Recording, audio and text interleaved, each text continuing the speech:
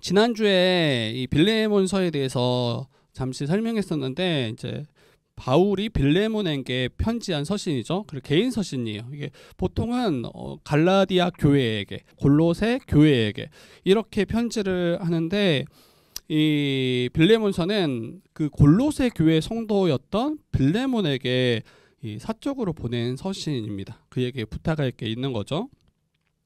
그리고 빌레몬은 바울이 빌레몬에 대해서 사랑받는 자요, 또 동역자라고 이렇게 이야기했고, 또 아비야, 그의 아내 아비야에게는 자매라고, 또 그의 아들 아키포에게는 함께 병사되었다라고 말합니다. 또 빌레몬에 대해서 그에게 이제 칭찬하는데, 예수와 및 모든 성도에 대한 너의 사랑과 믿음을 내가 들었으므로 감사한다 말합니다. 그래서 교회적으로 또 성도들을 향해서, 주님을 향해서 얼마나 큰 사랑으로, 또 사랑으로 수고하고 섬겼는지 이렇게 지금 살펴볼 수 있는 거죠. 그러면서 마땅히 명할 수 있지만 이 사랑으로서 간구한다 말하며 억지로 하지 않고 자원함으로 순종하기를 간구하고 있습니다. 이제 본론이에요. 우리 지난주까지는 그 이제 맥락을 그냥 살폈더라면 그 간구의 내용이 무엇인지 이제 살필 건데, 일단은 누구를 위해서 간구하냐면 오네시모를 위해서 간구합니다. 오네시모. 그리고 오네시모를 어떻게 부르냐면 이 내가 갇힌 중에서 낳은 아들이라고 이야기해요. 내가 갇힌 중에서 낳은 아들 오네시모를 위해서 이제 간구합니다. 바울이 아들이라고 이렇게 부르는데 이렇게 부르는 자들이 흔치 않아요. 어떤 분들, 이런 분들이 있죠. 친화력이 굉장히 좋아서 만난 지 얼마 안 됐는데 어떤 분들에게 어머니 오셨냐고 막 이러고, 뭐 아버지 오셨냐고 이렇게 부르고, 어떤 이제 좀 나이 지긋한 어머니들은 우리 아들 왔냐고, 자기 아들도 아닌데 그리고 처음 본 분들한테도 그렇게 이야기하는 분들이 간혹 있어요. 근데 바울은 이런 사람이 아니고 지금 자기의 아들이라고 이렇게 칭했을 때 굉장히 자기 자신에게 각별한 사람임을 이야기하는 거예요. 이 오네시모를 제외한 단 두 명에게만 이 아들이라고 칭했는데 그 한 사람이 디모데고, 그리고 또 다른 한 사람이 디도였습니다. 목회자들이죠. 자기 사역의 사역자들, 동역자들입니다. 디모데에서 1장 2절은 믿음 안에서 참 아들 된 디모데에게, 그리고 디도서 1장 4절에는 같은 믿음을 따라 나의 참 아들 된 디도에게, 이렇게 이제 편지하는 것을 보게 되는데, 바울은 지금 오네시모에게도 갇힌 가운데 낳은 아들이라고 이야기해요. 그래서 바울이 믿고 또 전하고 가르쳤던 그 복음을 받아들인 자, 바울로 인해서 이 복음을 듣고 이 믿음을 얻은 자, 또 그리스도인이 된 자임을 그렇게 증명합니다.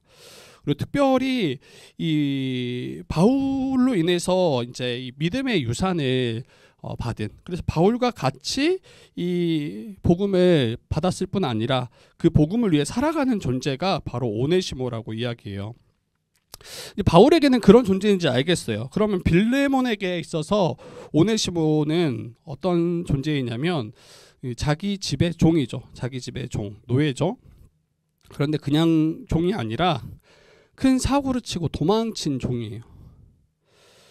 노예가 주인으로부터 도망친 것만으로도 큰 처벌을 받거나 생명을 잃을 수 있는데, 단순히 도망치기만 한 게 아니라 주인의 소유를 훔쳐 달아났던 종이 바로 이 오네시모입니다. 큰 피해를 끼친 종이에요. 그렇더라면 오네시모는 여러분 잡히면 죽는 거예요. 죽은 목숨인 거죠. 이 당시 로마 사회에서도 노예들이 탈주하는 일들이 빈번히 있었다고 합니다.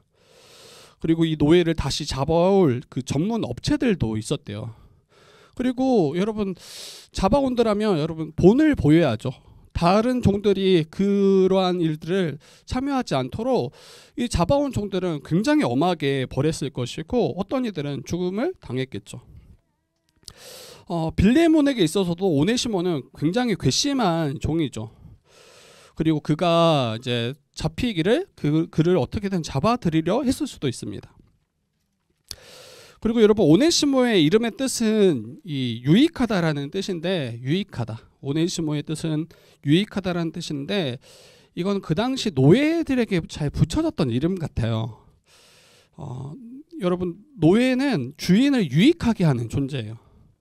주인에게 유익을 끼치는 존재가 바로 종이고 노예입니다. 그런데 문제는 뭐냐면 이 오네시모는 주인된 이에게 유익이 아니라 무익한 존재일 뿐 아니라 큰 피해를 지금 가져다 준 종이 바로 오네시모였습니다. 그리고 오네시모는 도망을 쳤지만, 주인의 소유를 가지고 도망쳤지만 언제 이 추노꾼들이 자기를 잡으러 올지 모르는 그 불안에 아마 있었을 거예요. 그래서 가장 자기를 찾기 힘들 거라고 여겼던 그 로마로 아마 도망쳤던 것 같아요. 로마가 굉장히 번화한 도시잖아요. 그래서 사람들이 굉장히 많고 또 집집이 굉장히 많은 집들이 있기 때문에 아마 노예를 가장 찾기 힘든 장소 중에 하나가 이 로마였을 거라고 추정을 합니다. 거기에 이제 숨어들어서 살았는데, 이제 그곳에서, 그 로마에서 이 감옥에 갇혔던 바울을 이 오네시모가 만난 거죠. 이 로마 감옥에 있는 바울이 어떻게 오네시모를 만났는지는 자세하게 설명하지 않습니다. 그리고 여기에 대해서 한 2가지 정도로 추론할 수 있어요. 이것도 뭐 사실인지 아닌지 확인할 수 없죠. 그런데 2가지 정도로 추론할 수 있는데, 로마로 도망했던 오네시모가 붙잡힌 거예요. 아까 추노꾼들이 있다고 했죠. 업체들이 이 노예들을 이제 붙잡는다고 했는데, 그들에게 붙잡혀서 감옥에 그 또한 갇혔는데, 그 감옥이 이 바울이 갇혔던 감옥과 같았을 가능성을 이야기합니다. 그리고 이제 주인에게 돌려보내겠죠. 아무리 감옥에 있다 할지라도 이제 그 돌려보내기 전까지 바울로 인해서 복음을 듣고 거기에서 회심하고 거기에서 그리스도인이 되었을 가능성을 이야기하기도 하고요.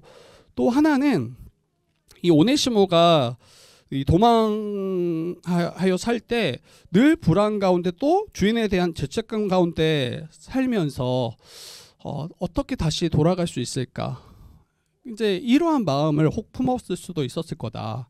그리고 이 자기를 중재할 수 있는 그가 누구인가 할 때 바울이 떠올랐을 가능성이 크다라고 이야기해요. 바울이 빌레몬에게 복음을 전했고, 빌레몬에게는 스승일 뿐 아니라 이 영적인 아비잖아요. 그래서 바울이 자기를 위해서 중재하면 자기가 돌아갈 수 있을 거라고 그렇게 여겼던 것 같아요. 이 2가지 무엇이 맞을지 알 수 없지만 분명한 것은 바울과 오네시모가 만났고 바울이 전한 그 복음을 들음으로 말미암아 그가 이 그리스도인이 되었다라는 거예요. 그리고 바울에게 있어서 없어서는 안 돼 너무나 귀한 동역자가 되었다라는 거예요. 제가 지난주에 빌레몬은 이 오네시모를 다시 영접하고 그를 용서하는 것이 정말 힘들었을 것이다 라고 제가 이야기를 한 적이 있어요. 그리고 제가 좀 과장을 더해서 그러한 이유가 아마 수백 가지가 되지 않을까 싶다 이렇게 이야기 드렸죠. 좀 생각해 보면 이런 거예요.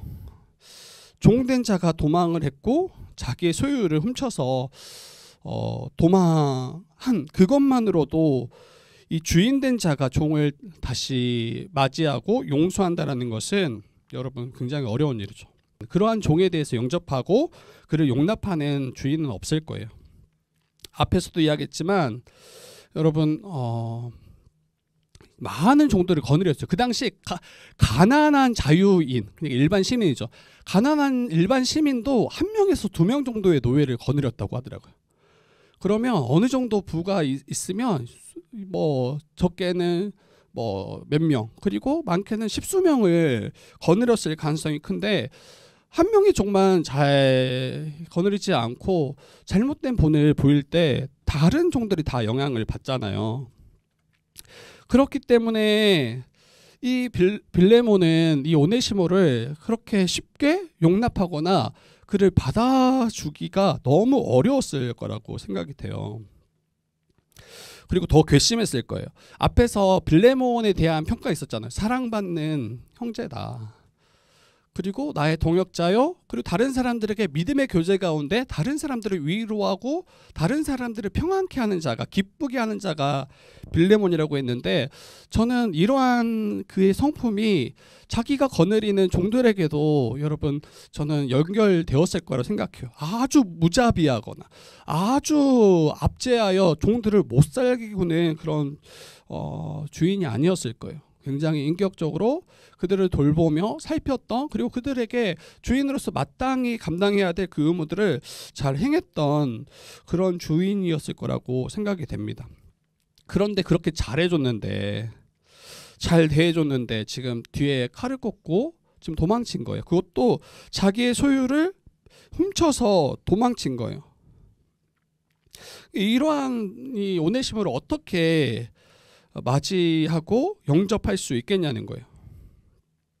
그리고 더 나아가서 바울은 그 빌레몬에게 사랑받는 형제와 같이 그를 맞이하라고 이야기하는 것은, 어떻게 죄인이 종의 사랑받는 형제로 그를 영접할 수 있겠습니까?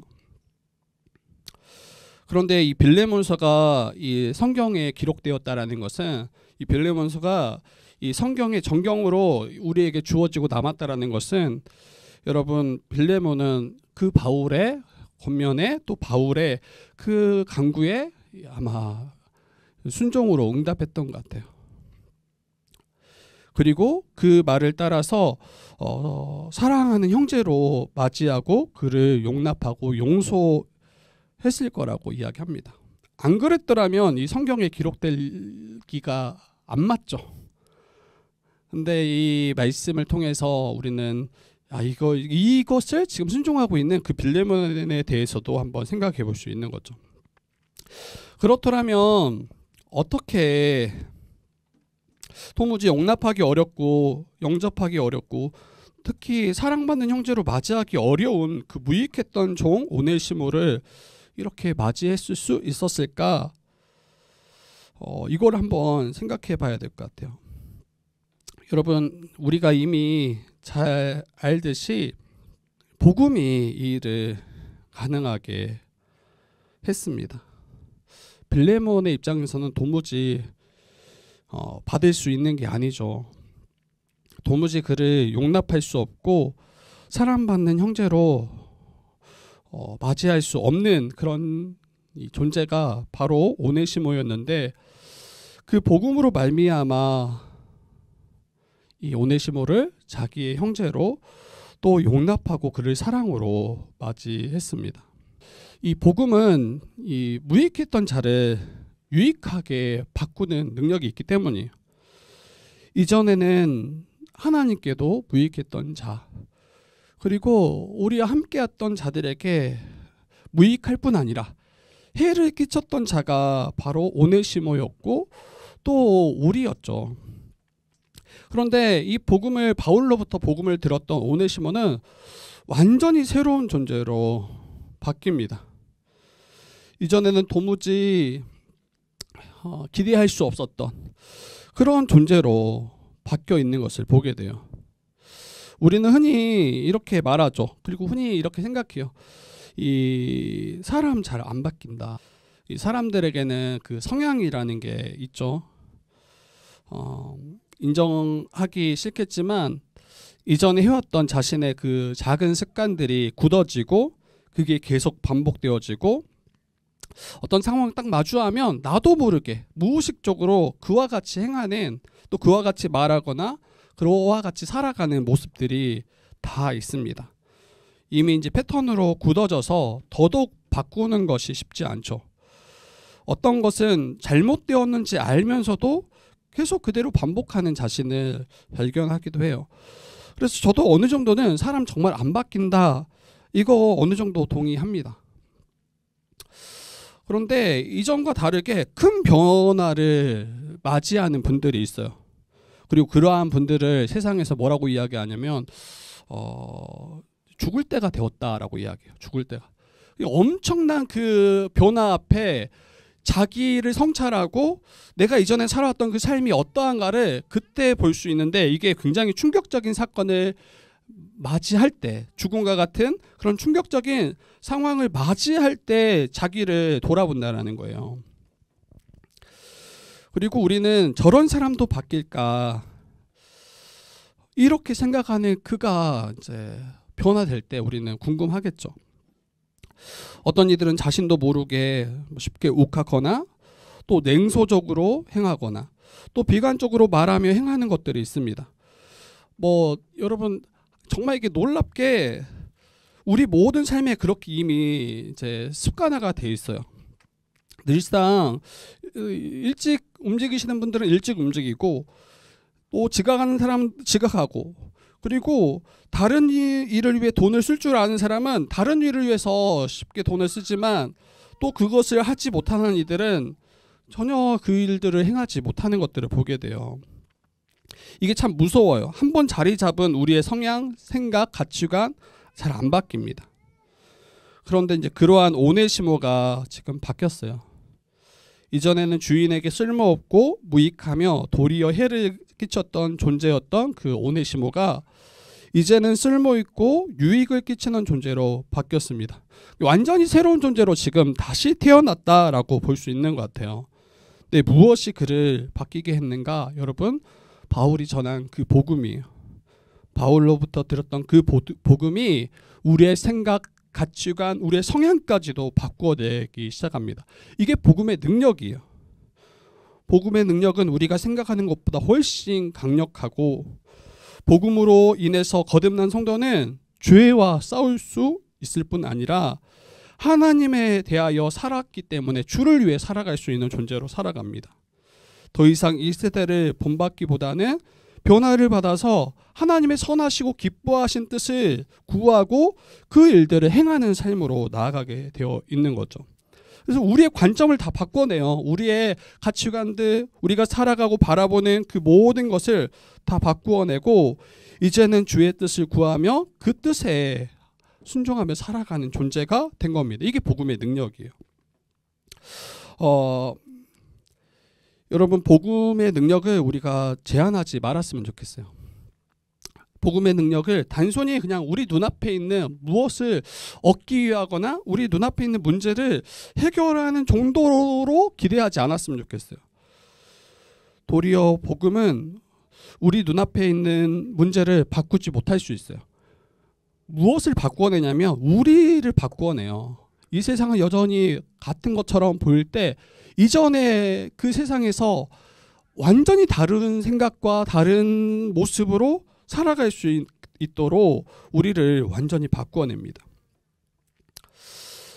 이전에는 자기 안위만을 위했던 자, 근데 이제는 복음을 위해서 살아가게 하시고 자신의 인생을 주와 복음을 위해서 내어 던질 수 있는 자로 우리를 바꿔냅니다. 유익했던 자로 그 이름의 뜻대로 합당하게, 오네시모의 그 이름의 뜻에 합당하게 이제는 이 공동체 가운데 꼭 필요한 존재로 그를 바꾸어 버리죠. 그리고 바울은 뭐라고까지 이야기하냐면 오네시모를 돌려보내면서 내게 다시 보내달라 이렇게 청해요. 왜냐하면 바울에게 있어서도 오네시모는 정말 없어서는 안 될 정말 유익한 존재가 되었기 때문이죠. 다시 이 부분을 정리하자면 우리는 본래 무익했던 존재예요. 참 주인 되시는 하나님께도 또 나와 함께하는 다른 이들에게도 굉장히 무익했던 존재가 바로 우리였는데, 또 함께하면 할수록 다른 이들을 고통케 하고 다른 이들을 이제 상처되게 하는 자가 우리였는데, 나의 유익만을 구하고 자신의 유익에 해가 된다라면 그들을 이제 끊어내고 또 그들에게 비방했던 자가 우리였는데, 이제는 십자가로 말미암아 옛사람이 죽었음을, 그리고 십자가의 부활로 말미암아 십자가에서 죽으시고 부활하심으로 말미암아 완전히 새로 다시 산 존재, 거듭난 존재가 바로 저와 여러분임을 성경은 이야기합니다. 그래서 여러분, 신자는 유익한 자예요. 이전에는 무익했던 자, 그러나 이제는 하나님께 또 우리 주의 몸된 교회와 우리 사랑하는 지체들에게 어떻게 하면 유익을 끼치고 그들을 복되게 할까? 이것을 생각하고 고민하고 그 일을 위해서 행하는 자가 바로 신자입니다. 그리고 여러분, 복음은 놀라운 일을 또 행하게 하는데, 그 복음으로 말미암아 이전에 내가 해를 끼쳤던 그에게 찾아가 용서를 구하게 하는 능력이 복음에 있어요. 그리고 도무지 용납할 수 없는 이들을 용납하고 사랑할 수 있는 그 능력이 복음 안에 있습니다. 여러분, 우리가 어떤 일을 이제 범죄하고 또 죄에 넘어졌을 때 자기 자신의 죄를 바로 직면하고 인정하는 건 진짜 어려운 일 같아요. 그리고 나아가서 내가 범죄한 이에게 사죄하고 용서를 구하는 것은 정말 참으로 어려운 일입니다. 누군가에게 또 우리가 잘못을 행할 수 있잖아요. 그런데 자존심 때문에 나아가지 않습니다. 그리고 합리화시키죠. 내가 이렇게밖에 할 수 없었던 그러한 이유를 가져와서 합리화시킵니다. 또 잘못을 인정했을 때 받게 될 불이익을 두려워함으로 여러분 나아가지 않죠. 그리고 어떤 이들은 용서를 구하더라도 그때를 회피하기 위한 그런 방편 정도로 이 용서를 사용하기도 합니다. 그 마음의 그 방향과 태도는 여전히 동일한데 그때를 회피하기 위해서 잘못을 시인하는 경우도 있는 거죠. 그런데 여러분, 오네시모는 어떠합니까? 범죄했던 그 오네시모는 이 빌레몬에게 찾아가서 용서를 구하죠. 용서를 구하는데 약간 오네시모가 혹시 이렇게 말했을 수 있죠. 바울 선생님이 나를 용납하라고 하지 않았냐. 나를 사랑받는 형제로 맞이하라고 내가 이미 들었다. 잘 부탁합니다. 이렇게 찾아와서 이야기하면 여러분, 제가 빌레몬이라면 진짜 화가 폭발할 것 같아요. 지금 사과야. 분명 사과인데 이게 제대로 된 사과며 또 사죄냐고요. 바르게 용서를 구한 게 맞냐고요. 그렇지 않죠. 아마 그를 더 때리며 아마 그의 목을 매달았을 수도 있었을 거예요. 자신을 그가 용서하는 것이 마땅하다 이런 자세로 나아가지 않았을 뿐 아니라 그 앞에 엎드려서 아마 이전에 자기의 죄에 대해서 자복하고 엎드려서 눈물로 용서를 구했을 게 분명합니다. 그리고 자신이 피해를 끼쳤던 부분들을 회복하기로 해서 아마 힘을 다했을 게 분명해요. 그리고 오네시모가 빌레몬에게 돌아간다는 것 자체가 여러분 엄청난 큰 희생을 감수하고 가는 거예요.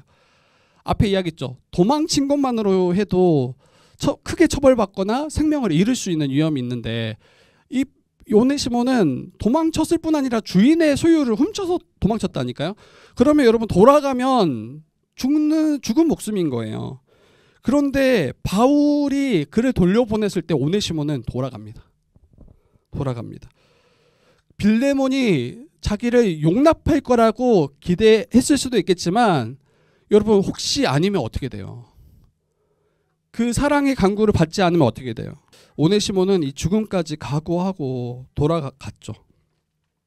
바울이 간청했다 할지라도 빌레몬이 이 일을 받지 않는다라면 그는 큰 해를 당할 게 분명하죠. 그럼에도 불구하고 오네시모는 주인 빌레몬에게 나아가 용서를 구해요. 이게 용서를 구할 자의 어떤 태도인 것 같아요. 자기가 아까 이야기했죠. 자기의 잘못을 인정하고 돌이킬 때 여러분 그로 인한 어떠한 불이익들이 있을 수 있어요. 나의 명예, 또 내가 이 처리해왔던 그 상황들, 이것들을 돌이켜내려면 많은 힘과 시간과 또 많은 것들을 또 내어줘야 될 거 아니에요. 근데 여러분 그러한 희생 없이 자기의 용서를 구하거나 또 이 관계를 회복시키려고 하는 것 자체가 안 맞는 거예요. 용서를 구하는 것은 내가 범죄한 일을 자복할 뿐 아니라 또 이것을 당연한 일로, 용서를 받는 것을 당연한 일로 여기지 않고 내 잘못에 대한 합당한 값을 지불할 수 있는 만큼 지불하는 것. 그리고 혹시 용서받지 못한다 할지라도 그걸 감수하고 나아가는 거예요. 이게 용서를 구하는 자들의 마땅한 자세인 것입니다. 그리고 여러분 왜 오네시모를 돌려보냈을까도 한번 생각해 봐야 돼요. 바울이 앞에 뭐라고 아까 이야기했냐면 오네시모를 돌려보내면서 빌레몬에게 청했던 것은 그를 다시 자기에게 돌려보내라고 이야기하는 거예요. 다시 돌려보내서 나를 섬기게 하라. 바울이 오네시몬을 빌레몬에게 보내면서 그에게 부탁했던 것은 용서하고 영접하라 뿐만 아니라 그 오네시모를 자신에게 다시 돌려보내서 나를 섬기게 해달라 이렇게 부탁했잖아요. 그러면 갔다가 다시 돌아와야 되잖아요. 굳이 돌려보내지 않고 편지로 아주 간곡하게 부탁할 수 있죠. 그를 용납하고 그를 용서하고 그가 이제 함께 형제 되었음을 너가 받아들여라 이렇게 아마 편지로 그쳐질 수도 있어요. 근데 편지만 보낸 게 아니라 오네시모를 돌려보냈어요. 저는 이게 빌레몬을 위한 이 바울의 어떤 일이었구나라는 생각이 들어요. 여러분 빌레몬의 마음도 우리 생각해야죠. 우리는 계속 오네시모 입장에서만 생각해요. 용서받음 이것만 우리 생각하잖아요. 근데 여러분 빌레몬 마음 어땠을까요? 진짜 썩어 들어갔을 거예요. 이놈의 종이 정말 잘해줬는데 근데 등치고 칼 꽂고 도망가서 나중에 편지 한 장 들고 돌아왔어. 그리고 용납하래. 이거 진짜 정말 스트레스 그리고 정말 받아들이기 굉장히 힘들었을 것 같아요. 근데 여러분 만약에 편지 한 장만 달랑 왔으면 그 용납하라고 그렇게 그쳐졌으면 아마 빌레몬이 정말 어려웠을 것 같아요. 심적으로. 그런데 바울은 오네시모를 보내서 그로 하여금 온전히 용서를 구하게 하고 그로 하여금 자원함으로 그를 용납하고 용서하게끔 이 일을 이제 끌어가죠. 왜 이렇게 했을까 생각할 때 빌레몬을 잃어버리기 원치 않은 거예요. 빌레몬 또한 온전히 회복할 수 있도록 그를 위해서 이 일을 행하고 있습니다. 그리고 그가 자의적으로 자원함으로 이걸 순종할 것을 기대함으로 오네시모를 돌려보낸 거죠. 그렇지 않았더라면 아마 빌레몬은 굉장히 이 일에 대해서 서운하거나 원망했을 가능성도 있겠다라는 생각이 들어요. 그래서 이는 오네시모를 위한 일만이 아니라 빌레몬을 위한 일이고 또 빌레몬을 회복시키고 그로 하여금 정말 주의 뜻에 합당하게 행함으로 참된 연합으로 나아가도록 하는 그 일이었습니다. 그렇기에 우리는 이제 누군가에게 혹시 범죄한 일이 있더라면 우리는 실수가 많은 자예요. 우리는 범죄 이렇게 이야기하니까 엄청 큰 어떤 일로 여기기 쉬운데 누군가를 우리가 하나님의 뜻에 합당하지 않게 비방하거나 그를 미워하거나 뭐 여러 가지 우리가 다른 이들을 유익하게 하지 못했던 일이 있을 수 있죠. 그런데 누군가에게 범죄한 일이 있더라면 그것을 가볍게 여기지 말아야 할 뿐 아니라 그리고 한쪽이 분명히 더 성숙할 거예요. 그 성숙하다고 해서 그 사람에게만 무조건적인 용서를 강요하지도 말아야 될 것 같아요. 그가 자원함으로 이 용서를 행할 수 있도록 이것들을 만들어가고 또 용서를 구할 수 있도록 끌어주는 게 아마 교회의 또 지도자의 일이겠다라는 생각이 들어요. 근데 우리는 다 덮어놓고 하잖아요. 덮어놓고 용서도 안 구해. 또 용서도 못해. 그리고 너무 이제 용서하지 못하는 그 사람이 너무 죽겠으니까 그냥 내가 너 용서할게 이렇게. 그럼 이게 무슨 용서며 무슨 회복이 있겠어요. 정말 마지못해서 이렇게 용서할 수는 있겠지만 그런데 성경이 말하고 또 교회 안에서 우리가 행해야 될 용서와 사랑 용납은 범죄한 자도 정말 그 앞에 엎드리고 자기의 죄를 자복하고 이걸 돌이키기 위해서 힘쓸 뿐 아니라 그 용서함으로 용서를 구하고 나왔던 자를 정말 주님의 사랑으로 그를 맞이하고 그를 용서할 수 있는 것 여기까지 우리가 나아갈 수 있으면 너무 좋겠다 싶어요. 제가 예전에 그 파주 교회에서 설교한 적 있죠. 그때 제 파주의 생활이 갑자기 생각이 나더라고요. 이 말씀 준비하면서 제가 외삼촌 집에서 2년 동안 얹혀 살았어요. 제 직장 때문에 직장 때문에 그 이제 파주로 제가 가게 됐는데 파주 외삼촌이 목회하고 계셔서 그 집에 제가 2년 정도 얹혀 살았어요. 그리고 먼 타지이고 홀로 거기서 제가 살았기 때문에, 그리고 직장 생활이 여러분 녹록치가 않잖아요. 그래서 너무 외로울 뿐 아니라 힘들고, 그리고 굉장히 쉽지 않았던 것 같아요. 그래서 이 적응하는 것도 만만치 않아서 저는 그때 제가 가장 힘든 사람이다 저는 생각했던 것 같아요. 그리고 어느 날 이제 야근을 마치고 한 11시쯤에 이제 제가 회사차를 몰고 교회로 돌아오는데 그 극동방송 이제 채널이 맞춰져 있었던 거예요. 그래서 거기에서 설교가 나오는데 그 내용이 그 요셉이 형들에게 팔려간 그 내용이 막 나오는데 막 눈물을 혼자 제가 혼자 팔려온 요셉처럼 저를 대입해가지고 거기에 가서 일하고 싶지 않았는데 거기에서 이제 하도 이제 뭔가 책임감 있게 하지 않으니까 보낸 거예요. 외삼촌 집에 또 들어가게 하고. 그래서 외삼촌 집에 들어가서 제가 가장 큰 피해자라고 생각했어요. 근데 나중에 제가 거기에서 또 다른 곳으로 옮겨지고 또 신학을 할 때 진짜 어느 순간 딱 깨달았어요. 내가 가장 그때 힘든 사람이 아니구나. 내가 피해자가 아니구나. 그때 가장 피해를 봤던 분은 우리 외삼촌, 외숙모, 조카 셋. 그분들이 무슨 잘못이에요. 전 집에서 진짜 자유롭거든요. 뭐 이게 꼭 어떻게 이제 여러분들에게 뭐 자세하게 설명 못하지만 옷차림도 편하고, 여러분들이 있을 때 입을 수 있는 그런 옷들이 아니야. 좀 보기 민망하고 막 이런 옷들도 가끔 막 이렇게 입죠, 편하게. 그런데 여러분, 우리 외삼촌하고 우리 외숙모하고 조카들은 안 그랬겠냐고요. 항상 잘 갖춰져 계셨어요. 항상 제가 거기에 있으니까 늘 외숙모가 저희 아침을 차려줬어요. 벌써 약간 인상 찡그리지 보이는데 저도 생각해 보니까 정말 이게 말이 안 되는 거야. 제 빨래부터 해서 제가 이제 나중에 지나고 나서 내가 죄인이었구나. 정말 내가 큰 죄인이었구나. 제가 앞가림을 잘했으면 물론 다 하나님의 어떤 주권 섭리 안에 제가 거기서 정말 주님을 더 뜨겁게 만났거든요. 그리고 거기에서 주님이 이 목회자로 부르셨다라는 그때 제가 그 부르심을 받았거든요. 기도하면서. 근데 그런 은혜가 있었는데 이걸 위해서 너무 많은 이들이 큰 희생을 치르고 또 나를 잘 섬겨주셨구나라는 생각을 제가 정말 크게 어느 순간 다 그 시간들이 지나고 나서 하게 됐습니다. 저 그때 감사했어요. 감사하지 않았다는 게 아니라 근데 그렇게 크게 여기지 않았던 거예요. 그게 그렇게 크게 여기지 않고 이게 얼마나 큰 사랑과 또 섬김과 은혜였는지를 그 정도까지 몰랐던 것 같아요. 여러분 혹시 지금 우리가 있는 자리도 마찬가지일 수 있어요. 지금은 마치 혼자 있는 것처럼 보이고 때로 외로운 것처럼 보이고 어느 누구도 나를 돌보지 않은 것처럼 또 가장 내가 힘든 그런 존재인 것처럼 여길 수 있거든요. 항상 그래요. 우리 하루하루가 그때가 가장 어렵고 그때가 가장 고민되고 그런 일들이 많은 것 같아요. 그런데 여러분 조금만 지나면 아실 거예요.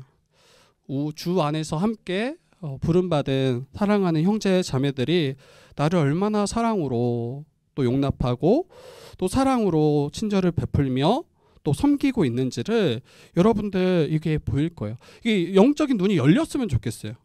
좀 빨리 열렸더라면 제가 더 잘 파주해서 잘 섬겼을 텐데 안 그렇더라고요. 나중에 지나니까 이게 너무 큰 사랑이었구나를 제가 보게 되더라고요. 그리고 나에게 혹시 해를 가한 누군가가 있더라면 여러분 그들을 용납하고 그들을 영접하는 건 정말 어렵고 고통스러운 일이라고 생각해요. 이게 쉬운 일이 아니에요. 예전에 제가 이런 것들을 잘 모를 때는 제가 여러 지체들에게 굉장히 잘 권면했습니다. 용서해야지. 사랑으로 용납해야지. 잘 받아줘야지. 제가 그렇게 잘 권면했어요. 그리고 그 지체들을 항상 울었어요. 회개의 눈물이 아니었어요. 도무지 용납 못하는데 계속 용납하고 사랑으로 받아주라니까 그 상실감과 아픔과 고통 나도 용납하고 싶은데 이게 되냐고요. 마음대로. 저 이제 알겠어요. 그게 무슨 말인지 알겠어요. 쉽지 않아요. 쉽지 않고 이렇게 비슷하게 고백하지 않을까 싶어요. 내게는 용서할 능력이 정말 없다. 나는 그러한 일을 사랑하는 형제로 영접할 능력이 내게 없다. 근데 그 능력은 누구에게 있냐면 우리 주님께 있는 거예요. 우리 주님이, 우리 예수 그리스도께서 그 능력을 우리에게 더해 주시기 때문에 가능한 거죠. 그리고 우리에게 단순히 사랑하라고 용납하라고 말씀으로 그치신 분이 아니에요. 예수님은 어떻게 우리를 위해서 행하셨습니까? 예수님은 죄인 되었던, 원수 되었던 그러한 나를 대신해서 십자가에 대신 죽으신 분이시잖아요. 이러한 나를 용납하시고 그분의 가족으로, 자녀로 영접하신 분이 우리 주님이시잖아요. 하나님은 자기 아들을 내어주시기까지 사랑하신 분이 우리 주님이십니다. 그리고 그러한 주님이 우리에게 명령하세요. 그러한 자들을 용납하라고, 또 그러한 자들을 사랑하라고, 마치 자기 자신처럼 사랑하라고 이렇게 명하십니다. 내게 범죄한 자가 자복하고 용서를 구한다라면 여러분, 우리 주님을 의지해서 그 주님의 능력으로, 그 십자가 사랑으로 우리가 용서하실 수 있으면 좋겠어요. 강요가 아니에요. 강요가 아니고 정말 그 사랑이 우리에게 흘러 넘친다라면 우리는 충분히 그 주님의 사랑으로 용납하고 용서하고 맞이할 수 있는 존재가 되었다라는 것, 이걸 믿음으로 감당할 수 있습니다. 그리고 여러분, 바울은 오네시모를 위해서 어떻게까지 이야기하냐면 우리 18, 19절 한번 같이 읽어볼까요? 18, 19절입니다. 우리 바울이 오네시모를 위해서 어떻게까지 이야기하는지 한번 읽어봅시다. 18, 19절입니다. 시작. 그가 만일 내게 불의를 하였거나 내게 빚진 것이 있으면 그것을 내 앞으로 계산하라. 나 바울이 친필로 쓰노니 내가 갚으려니와 내가 이외에 내 자신이 내게 빚진 것은 내가 말하지 아니하노라. 여러분, 오네시모는 지금 빌레몬에게 상당한 빚을 진 상태예요. 종이잖아요. 종인데 그가 도망친 이후로 그 매일매일은 계속 빚을 더해지는 삶이었을 거예요. 그리고 단순히 도망한 게 아니라 주인의 것을 훔쳐서 도망했기 때문에 그게 엄청난 빚이었을 거예요. 이거를 갚아내야 되잖아요. 이것을 갚을 때 이렇게 화해가 이루어질 거 아니에요. 근데 보니까 이 오네시모를 보니까 여러분, 오네시모는 그걸 갚을 능력이 없어요. 이미 탕진한 거죠. 이미 생활비로 썼든 뭘로 썼든 지금 다 탕진한 후예요. 지금 갚을 능력이 없어요. 근데 바울이 오네시모를 위해서 뭐라고 이야기하는가 할 때 그가 빈 짓을 내가 대신 갚겠다라고 이야기하는 거예요. 그가 행했던 그 불의에 대해서, 또 그가 졌던 그 빚에 대해서 내가 대신 갚아주겠다라고 이야기하는 거예요. 여러분, 저 이거 좀 볼 때 좀 화났어요, 솔직히. 이게 막 은혜가 되고 이러지 않았고, 왜 그러냐면 여러분, 오네시모를 볼 때 너무 무책임하다는 생각이 들어요. 무책임하다. 지금 오네시모가 진 빚은 주를 위해서 헌신함으로 진 빚이 아니에요. 오네시모는 그가 주와 복음을 위해서 이 빚을 진 게 아니라 자기의 그 죄로 말미암아 진 빚이죠. 자기가 범죄하고 주인에게 해를 가함으로 생겨진 빚이잖아요. 근데 오네시모는 자기가 책임지지도 못할 빚을 만들고 지금 다른 이가 이 빚을 대신 감당하는 모습이잖아요. 저는 이게 좀 참 못마땅하게 보였어요. 좀 답답하다. 자신의 빚에 대해서, 자신의 그 잘못에 대해서 해결할 능력도 없는데 이렇게 일을 다 벌리고 나서 나중에는 이 바울이 대신 갚아주고 있는 모습인 거죠. 그런데 바울은 내 앞으로 계산하라 라고 이야기해요. 내 앞으로. 그리고 내가 갚을 것이다 라고 이야기해요. 저는 이것도 약간 웃겼어요. 바울도 갚을 능력이 없어요. 지금 바울 감옥에 갇혔는데 지금 약간 빌레몬이 약간 어이없었을 것 같긴 한데, 그러면서 뭐라고 덧붙이냐면 네가 내게 빚진 게 있지 않냐라고 이야기해요. 바울이 빌레몬에게 네가 나에게 빚진 거 내가 말하지 않겠다. 말했어 이미. 말하지 않겠다 하면서 너가 내게 큰 빚을 졌다라고 이야기해요. 근데 그 빚은 뭡니까? 이미 우리 전에 살폈던 것처럼 복음의 빚 졌어요. 그리고 사랑의 빚을 졌고, 그리고 생명의 빚을 졌죠. 오네시모가 빌레몬에게 빚진 것보다 훨씬 더 큰 빚을 여러분 바울로부터 지금 빌레몬은 지고 있는 모습인 거예요. 그리고 바울의 이 권면을 듣고 저는 빌레몬이 아마 고개를 떨구고 울었을 것 같다라는 생각이 들었어요. 처음에는 그 오네시모를 사랑으로 영접하지 못하는 자기의 그런 모습 때문에 정말 실망하고 낙심함으로 아마 울었을 것 같고, 두 번째로는 자기가 받은 그 큰 그리스도의 그 은혜의 사랑, 이것을 받았음에도 이걸 기억하지 못하고 그렇게 행하고 있지 못하는 자신의 모습으로 인해서 울었을 것 같아요. 저는 이 바울이 내가 대신 갚겠다, 내 앞에 계산하라, 이 말이 그리스도의 대속의 은혜를 잘 생각나게 하는 중요한 고백이라고 생각합니다. 저와 여러분들은 죄의 빚을 크게 지고 있는 존재죠. 도무지 갚을 수 없는 그 죄의 빚을 늘 가지고 있는 존재가 원래 우리였습니다. 그리고 이것은 우리의 생명의 값으로만 지불할 수밖에 없었는데, 그로 인해서 망할 수밖에 없던 자가 우리였는데, 근데 예수님이 또 하나님께서 자기 아들의 핏값으로 우리를 대속하셨어요. 우리가 지불해야 될 그 생명의 값을 하나님께서는 그의 아들의 생명의 값으로 지불하셨죠. 그로 인해서 우리가 생명을 얻고, 그로 인해서 우리가 자유를 얻고, 그로 인해서 우리가 하나님의 거룩한 백성 되었다라고 성경은 이야기합니다. 여러분, 복음이 능력이 있어요. 도무지 용납할 수 없었던 자, 내게 무익했던 자, 그런데 그러한 자를 바꾸어낼 뿐 아니라 이제는 사랑으로 용납하게 하고 그를 사랑받는 형제로 맞이할 수 있는 능력이 여러분 복음에 있습니다. 혹시 아직도 내가 용납할 수 없다 그렇게 여기는 존재가 혹 있더라면, 또 내가 그를 위해서 그 모든 빚을 내게 갚을 때까지 내가 그를 결코 받지 않겠다, 혹시 그러한 마음이 우리에게 있더라면 여러분 그때 예수 그리스도를, 또 예수 그리스도의 그 십자가 은혜를 다시 기억합시다. 그러면 충분히 사랑으로 그들을 용납하며 그들을 나의 형제로 맞이할 수 있습니다. 우리 15절 한 절만 우리 나누고 우리 마치도록 할 텐데요. 15절입니다. 같이 한번 읽어봅시다. 15절입니다. 시작. 아마 그가 잠시 떠나게 된 것은 너로 하여금 그를 영원히 두게 함이니. 네. 여러분, 오네시모의 떠남을 잠시 떠남으로 이야기합니다. 그렇죠. 지금 돌아왔기 때문에. 비록 혹시 오네시모처럼 주님과 복음 그리고 주 안에 한 몸 된 이들에게 혹시 해를 끼치고 떠나 있던 모습이 우리 안에 있었더라면, 여러분 돌아가는 은혜가 있기를 축복해요. 잠시 떠날 수 있어요. 우리는 실수가 참 많은 자고 넘어질 수 있는 자예요. 그러나 그게 우리의 종착지가 아니죠. 그 일로 말미암아 우리가 다시 돌이키지 못하는 그런 일로 머무르면 안 됩니다. 그때 주님의 십자가 복음을 다시 기억하시고 그 복음으로 말미암아 돌이키시고 그 복음으로 말미암아 영원히 함께할 존재가 여러분 우리 함께하는 지체들임을 여러분 영원히 그에게 두게 함이기 위함이다.